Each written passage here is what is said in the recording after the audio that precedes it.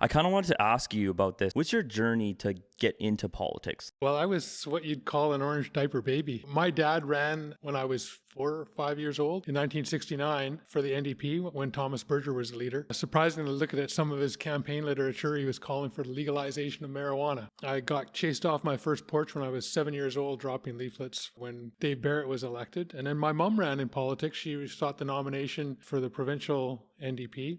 My dad was elected in 1979 or 1980.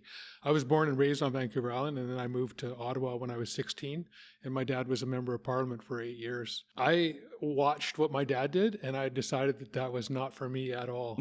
And I started playing. I was a professional musician.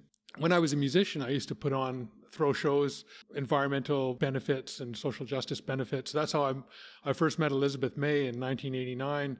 I was the headlining act fronting a band at the conference center in Ottawa. I met David Suzuki that way. I met Farley Mowat that way, like just putting on shows for different causes. And then I got into filmmaking and really focused on social justice and environmental issues. I worked in television, did educational television in the 90s. I produced the pilot for the first preschool show on APTN.